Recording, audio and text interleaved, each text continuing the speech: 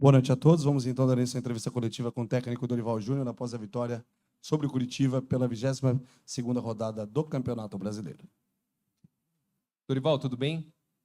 Dorival, queria saber primeiro, né, a importância da vitória ela foi enorme. São Paulo precisava voltar a vencer aí no Brasileirão e também ir se afastando da zona de rebaixamento. Mas como que foi esse trabalho, né? Porque querendo ou não, os jogadores estão super empolgados, tanto os titulares quanto os reservas. Ainda está naquele clima de a ressaca do título, digamos assim. Como que foi esse trabalho para focar, né, os jogadores tão rapidamente já pensando num jogo importante como esse? Olha, primeiro que é um fato natural. Nós somos seres humanos e não tem como você chegar emocionalmente como nós chegamos no domingo, 8, 9 horas da noite, e, de repente, estarmos em condições de jogarmos em alto nível novamente.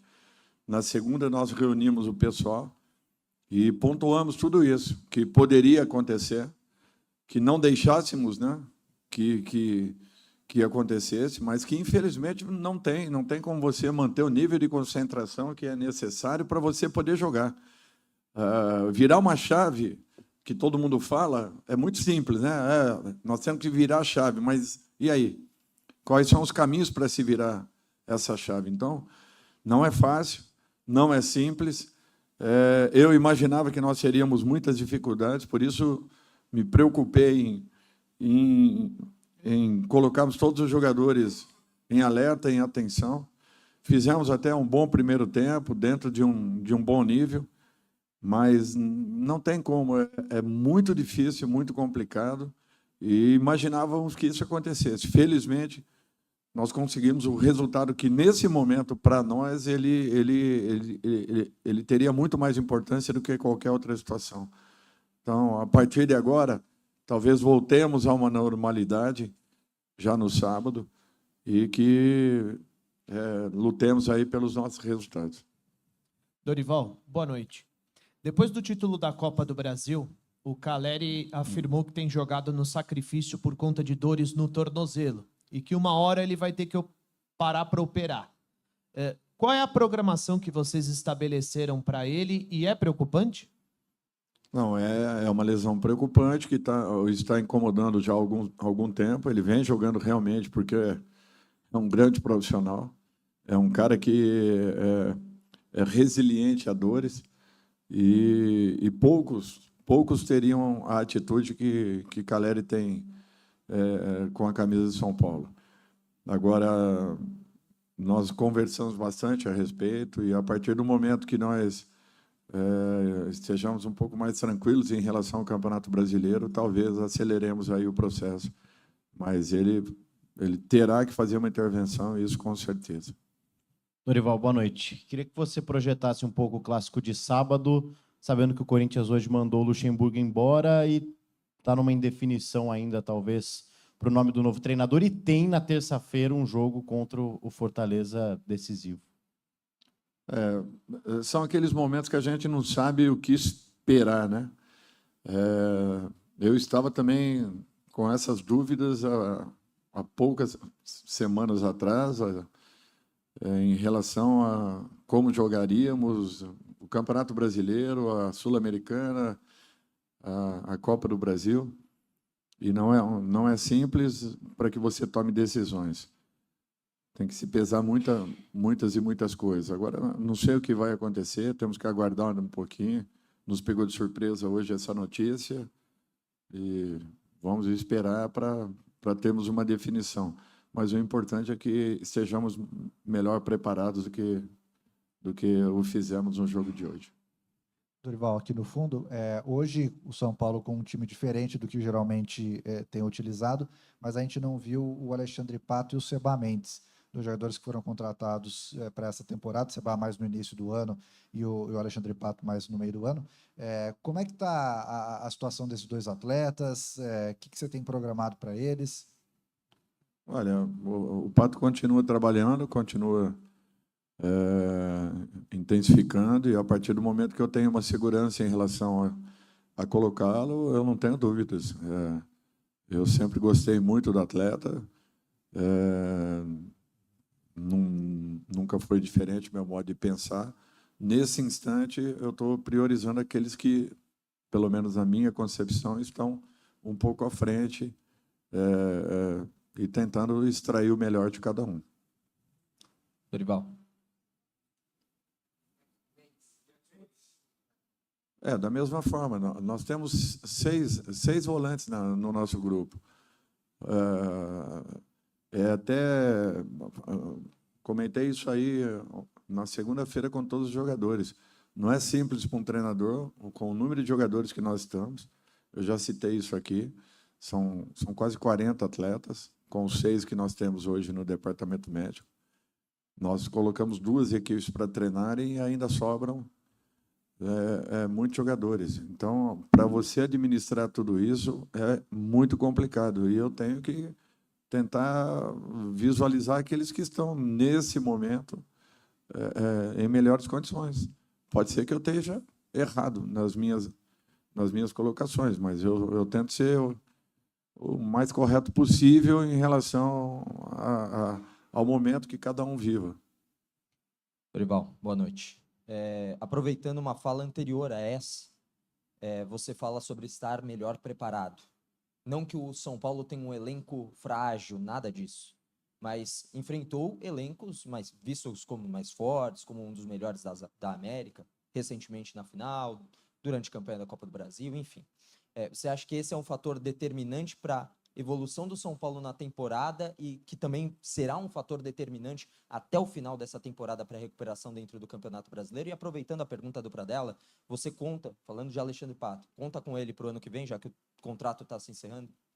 Olha, o que eu acredito dentro do futebol é que você tem que estar se reinventando a todo momento.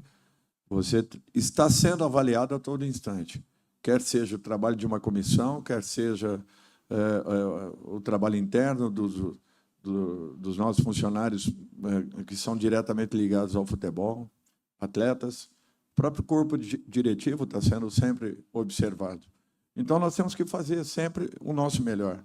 Não tem como seguirmos um outro caminho. Nós não podemos, num momento como esse, no Campeonato Brasileiro, estarmos tranquilos. O que nos levou a uma decisão de Copa do Brasil foi que nós nos voltamos completamente para a competição. E vocês viram o quanto foi difícil de conquistarmos. Não foi simples, não foi fácil. Os adversários que nós batemos aí, todos eles exigindo muito, e a equipe sempre esteve muito bem preparada para todas as situações. Nós temos que voltarmos dentro do Campeonato Brasileiro. Eu imaginava que hoje aconteceria alguma coisa nesse sentido. Felizmente, o resultado apareceu, e ele passa a ter muita importância para nós nesse instante. Com relação ao aproveitamento do ano seguinte, nós não começamos a falar nada a respeito de planejarmos algo ou imaginarmos alguma coisa para o ano que vem. Nós temos que continuar fazendo todas as observações possíveis, errarmos o mínimo para o ano. Se trouxermos aí 2 ou 3 nomes, serão muito importantes, desde que no nível desses que chegaram agora por último.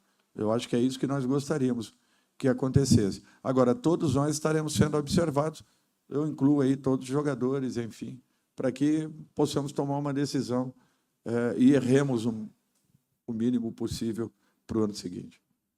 Dorival, aqui, boa noite mais uma vez.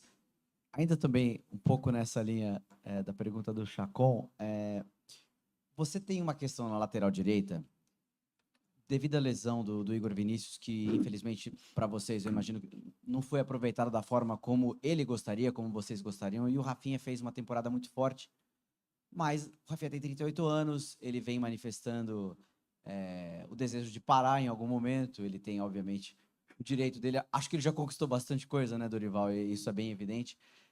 O que eu queria perguntar para você é se você pretende até se envolver, de certa forma, em algum possível processo de convencimento do Rafinha, para ele ficar mais um ano, pelo menos, e disputar essa Libertadores com o São Paulo, devido à importância que ele tem. Ele é teu capitão e é um jogador que é muito elogiado nos bastidores pela liderança que ele tem.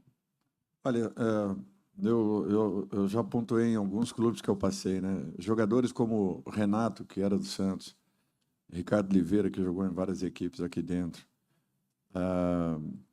agora mesmo, quem foi que... Renato Augusto, Rafinha, são jogadores que não poderiam parar. Eles fazem bem ao futebol brasileiro, fazem bem ao futebol mundial. São profissionais acima da média, jogadores que não só contribuem dentro de campo, como também e muito fora dele. Jogadores que exercem funções e têm aceitação de boa parte do seu grupo, se não a totalidade, mas na maioria dos clubes que passa sempre deixam ótimas impressões e boas imagens. Esses jogadores, eles teriam que ser um pouco mais valorizados e reconhecidos, porque são fundamentais.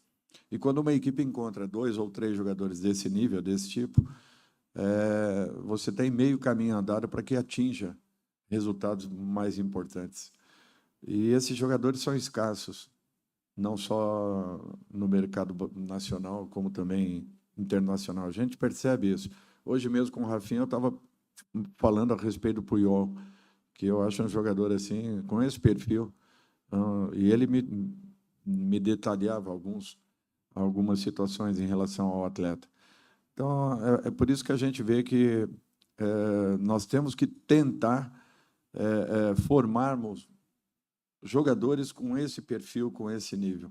Sei que não é fácil, vivendo esse momento social que nós estamos vivendo aí, muito complicado, onde nós damos atenção a tudo no nosso país e muito pouco à educação, e com isso nós vamos perdendo esses possíveis líderes que poderiam estar comandando grandes equipes.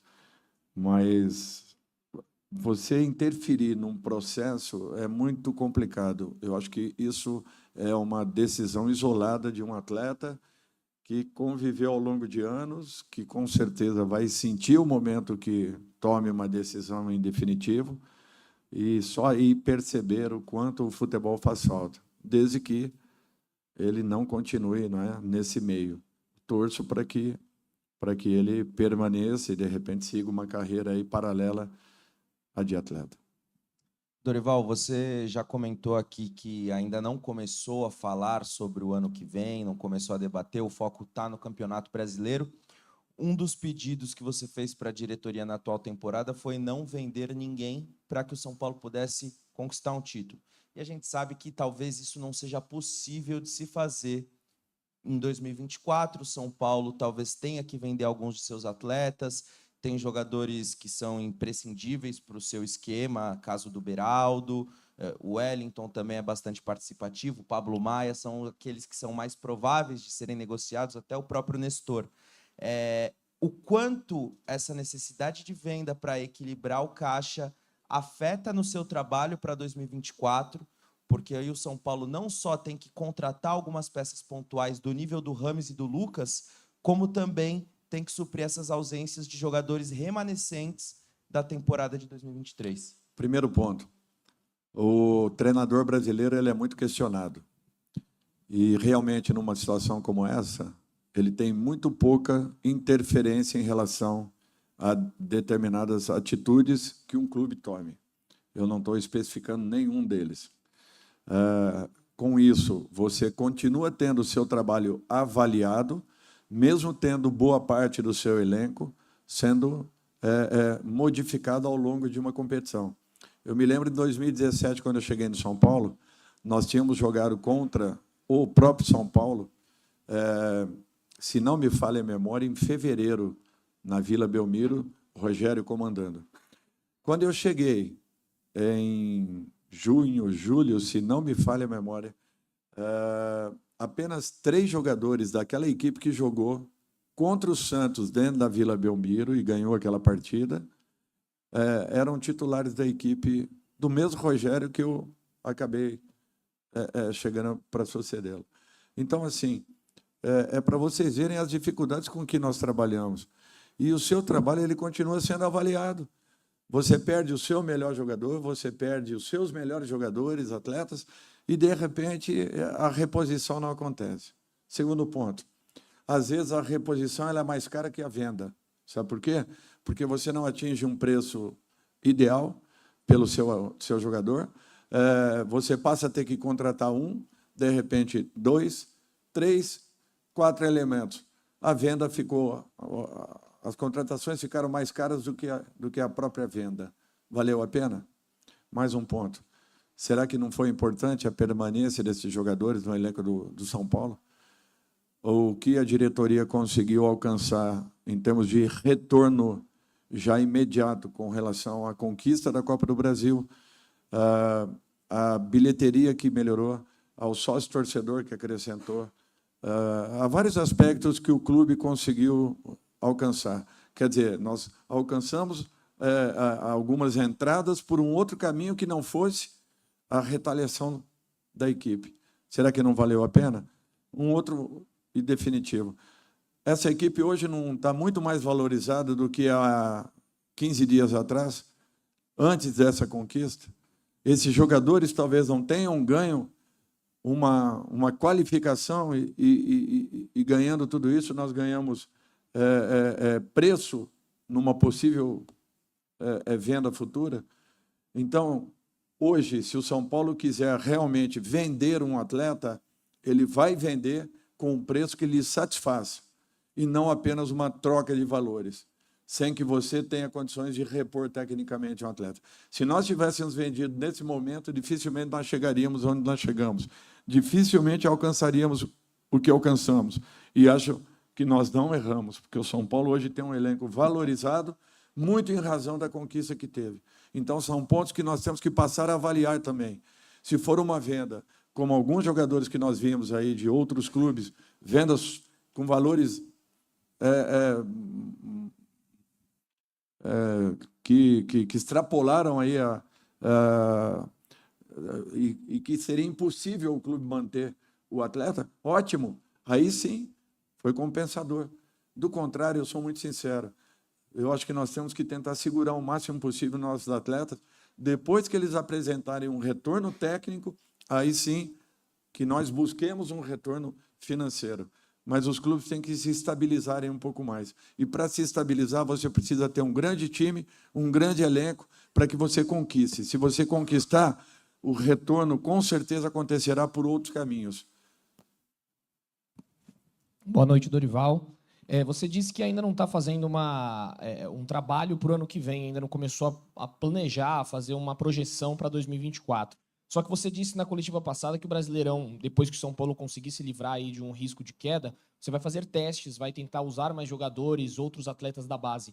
Você já tem observado jogadores que estão lá em Cotia neste momento? Não digo o Negruti, o Pedro, o Rodriguinho, que já estão aqui no CT da Barra Funda. Você já está olhando para os garotos de Cotia? Tem alguns garotos ali que você já vê que pode, talvez, trabalhar com você no ano que vem? Obrigado. Não, tem garotos que a gente está observando, sim. Tem garotos do 20, do 17, jogadores que nós estamos de olho. Agora, é natural que, para que você tenha uma certeza, você precisa tê-los ali dentro. Com a quantidade de atletas que nós estamos hoje, é impossível que isso aconteça. Eu tenho que, primeiro, respeitar aqueles que lá estão.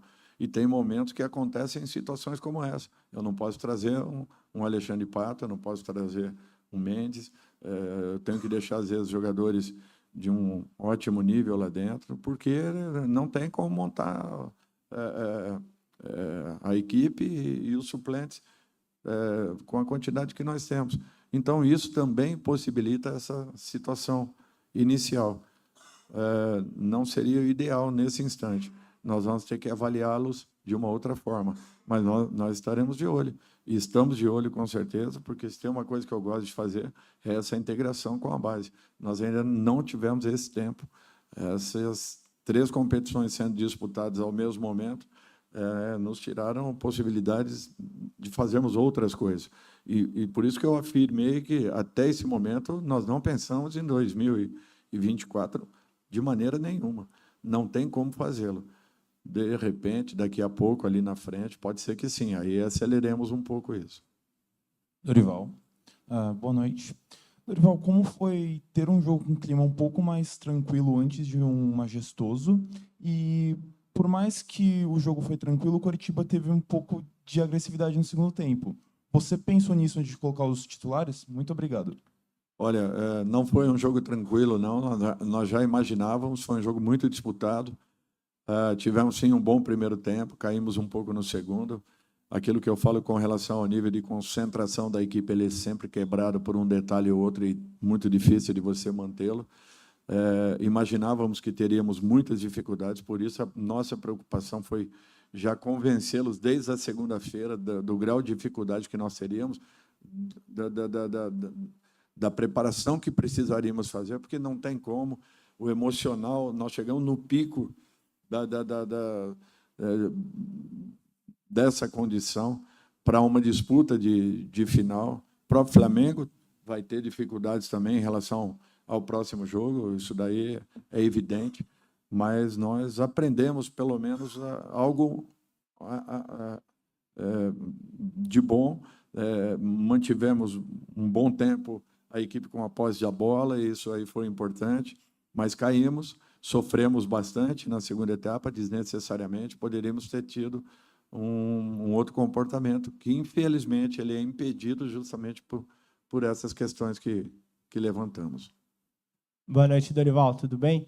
O Rames, de novo, foi titular hoje, fez um jogo bem interessante. Falando um pouquinho do campo bola, de como ele pode atuar, você parece que no seu time ideal, que hoje o São Paulo tem, você gosta de meias que te deem profundidade. O Nestor mais pela esquerda e o Rato mais pela direita. O Rames, ele tem menos esse estilo. O Rames é mais um meia 10-10 clássico. Quais são as formas na sua cabeça que você imagina que você pode montar com o Rames? Com mais pontas abertas, você vai ter o Eric o ano que vem, você tem o Lucas que pode atuar assim. Como que você imagina o cenário do São Paulo ao redor do Rames? Obrigado. Essa colocação é correta. Ele é um jogador que ele é mais um meia clássico, que arremata muito bem, que pifa muito bem. Talvez não tenha profundidade, e hoje, ao contrário, ele em alguns momentos, ele fez movimentos de ataque à profundidade. Nós estamos cobrando bastante isso dele. O próprio Luciano não tinha isso há um tempo atrás. Luciano, ele chegava e infiltrava com bola dominada, às vezes, trabalhando, trocando passe. E hoje ele já busca muito mais o ataque à última linha. É um detalhe que tem chamado a atenção. E eu tenho jogadores com características muito próximas, né? Luciano, Rames, são jogadores assim que se assemelham bastante. Tem ótimas conclusões, tem quesitos assim importantíssimos. Luciano já gosta de pisar bastante na área. Rames, ele se aproxima e também busca infiltrar com troca de passe. Mas é um jogador interessante. Eu acho que com calma, desculpem, a gente vai ajeitando o posicionamento de cada um e tentando encontrar ali os movimentos para que, de repente, ele não os fazendo, outros jogadores o façam e compensem, né, essa situação. Qual